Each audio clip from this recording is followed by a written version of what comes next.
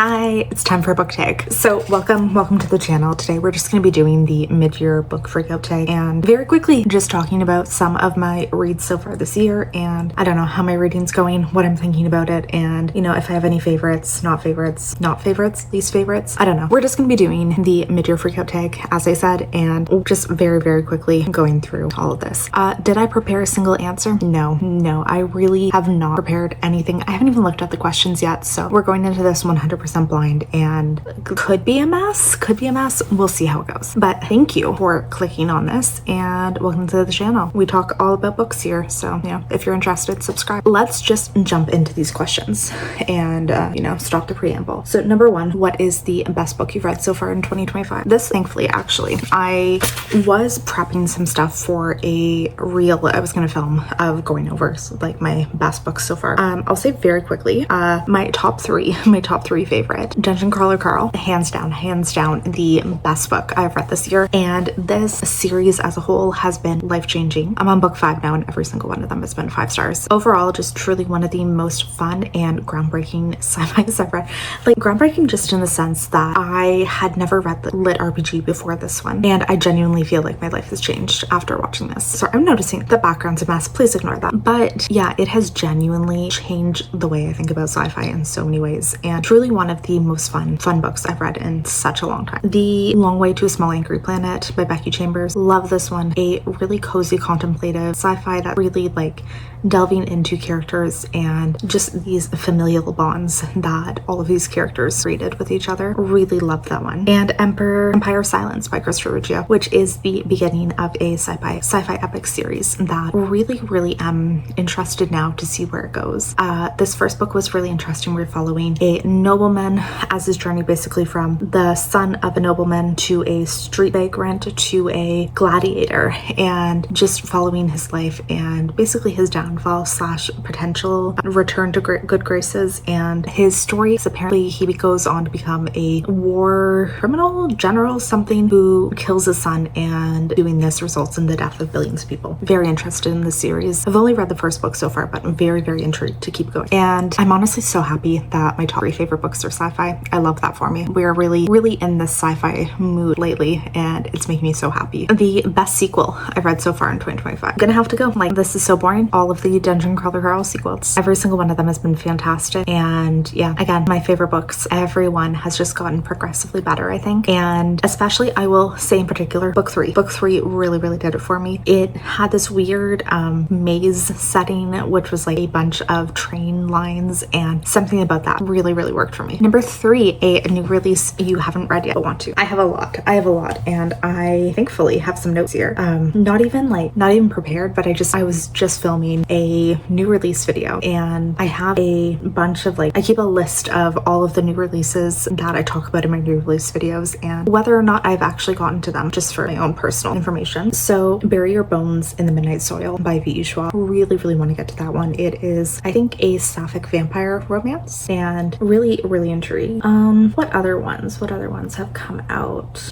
Immaculate Conception by Lin Huang. That I cannot wait to get to. Her last book that I read, Natural Beauty, was one of my personal favorite. It was one of my personal favorite books that I read last year, but it delved into this kind of body horror / talking about the beauty industry and really these insane lengths people go to try and, you know, hit this perfect beauty. And I really loved that book. This one I think is more to do with AI, which I'm really interested in. The Devils by Joe Abercrombie. I have started, have not made it far enough into it yet, but really excited to finally, you know, prioritize that one. Overgrowth by Mira Grant. I love her stuff and really excited to see a sci-fi release from her. Well, a new sci-fi release, which I actually haven't heard anybody really talk about this one, so I don't know if it's good. My Friends by Frederick Bachman. Love his stuff. We're always excited to pick up something new. Angie Kills the King. This one sounds super fun. Like, I can just keep going on and on. There's so many new releases that I haven't had a chance to get to yet and that I am incredibly excited for. Number 4, what is your most anticipated release for the second half of the year?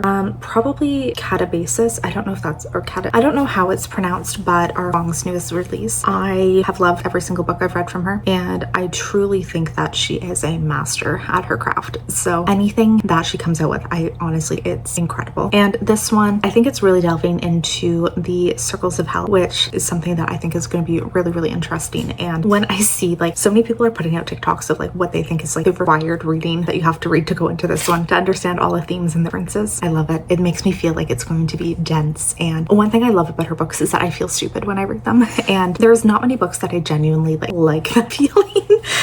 But I genuinely like when I'm reading them, it makes me feel inspired to learn more, which I think is always fun. Biggest disappointment of the year. Let me peruse my Goodreads. One that comes to mind. So by no means was this a bad book, but Atmosphere by Taylor Jenkins Reid. I think this kind of solidified for me that I like her books, but I don't love them. And she's much more of a four-star author for me, which there's nothing wrong with that. I just like genuinely think that I'm gonna like all of her stuff a lot more than I do. And I think that this one was really good. And I think that she does do very compelling stories and compelling character work, but it never ends up quite 100% working for me. Like there's always something that I end up wishing was delved into a little more, or that something was explored differently. So it's like overall, I do think her stuff is great, but I am realizing it's like, you know, not quite 5-star material that I hope it is. And another one too is Great Big Beautiful Life by Emily Henry, which again, by no means was it a bad book. I personally don't enjoy this type of storytelling as much, where in this one we're following a reporter and she's getting this story from somebody of just kind of like delving into her history of her life and all of these things that have happened. And I don't personally love that journalism exploring type of story like that, where we're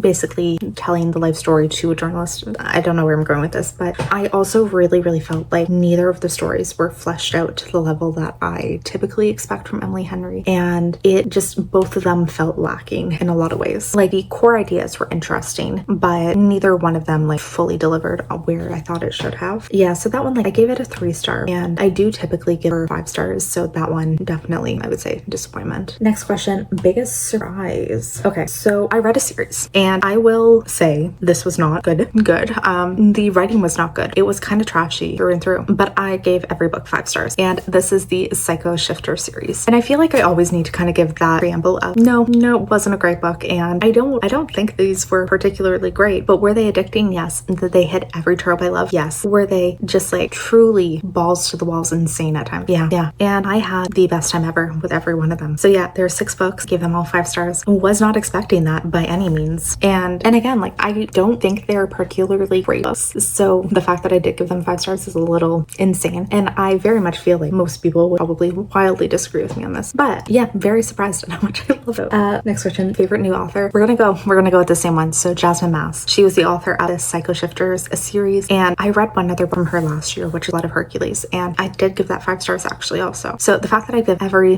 single thing I've read from her 5 stars, like I think it's pretty safe to say that she is going to definitely be a new all-time favorite author. And we'll also mention Matt Dinniman, the author of Dungeon Crawler Carl. Again, gave every one of the books I've read from him 5 stars. We're feeling like, you know, they're going to be auto-buy authors potentially for me.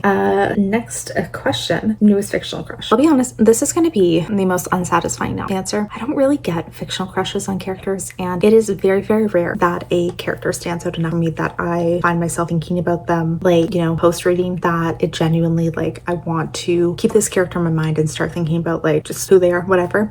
So I don't really get fictional crushes on characters. It's been a long time since that happened, so there's my very unsatisfying answer of no one. And similarly, like, newest favorite character. This one's easy. Princess Donut from Dungeon Crawler Carl, which I'm sorry that I'm bringing that one up so much. It's genuinely just like the best thing ever. But yeah, Princess Donut, my favorite talking cat in a book that I've ever witnessed. I want her. I want to be her. Yeah, I love her through and through. A book that has made me cry. Ooh, I'm gonna have to look this up again. So this one's hard because like I don't cry very often for books.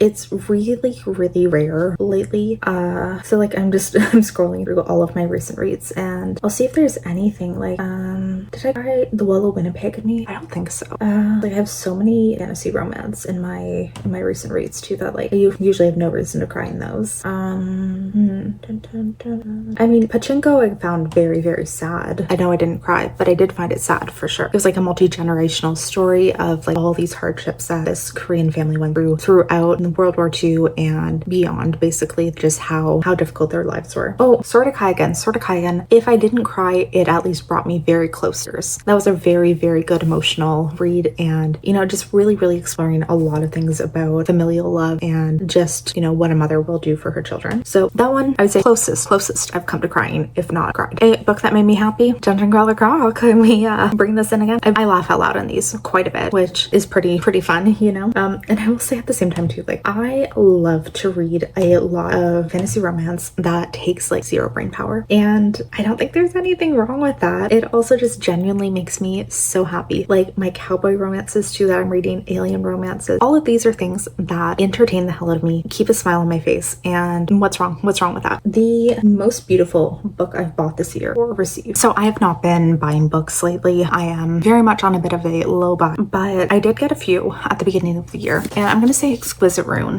Entirely, this is just a very, very gorgeous illustration. The edition itself quite pretty, but this illustration alone I really, really love. And I think that this is a gargoyle romance. But yeah, some kind of romance, monstrous romance. And final question, what books do I need to read by the end of the year? So many. I have many ongoing projects and many things that lists of books that I want to read. A lot. I mean, if you're following my bookstagram, which it's linked down below, it's Kat the Bookworm. I'm starting a new series where I'm going to be reading through my entire physical TBR and posting about it on there. I'm also reading the New York Times 100 Best Books of the 21st Century. I'll be reading through all of those and posting them on there as well. And also I'm doing the Reading Around the World Challenge, which I can post on here more about. Maybe I'll do a little bit of an introduction and dive into that, but it's not one that I'm going to be completing this year, but over the next few years I'll be reading, just really trying to read more diversely and really focusing on trying to read from as many countries as possible. So I have primarily been planning to post that on Bookstagram, but maybe I'll do some things on here as well. So let me know if you're interested. But those are kind of my primary projects. Most of them, the intent is to do on Instagram, just so, because my Instagram has been dying, and I was trying to think of some, you know, fun ideas that I could do to really revamp it and just potentially interesting series. And those were what I came up with. So yeah, if you're interested, follow me on that. And I'm gonna aim to post, you know, fairly regularly about it, because I'm gonna try to read like at least one book or one of those series a week, ideally two, and just have like at least 1 to 2 posts a week, you know, updating on all of these. So there we go. That is the end of this tag. Thank you for watching. If you haven't already, would love if you'd consider subscribing. Comment down below what your favorite books of the year been so far. I would really like to know. I'm very curious, and also let me know if I should pick them up as well. So thanks for watching. I'll see you in a video soon.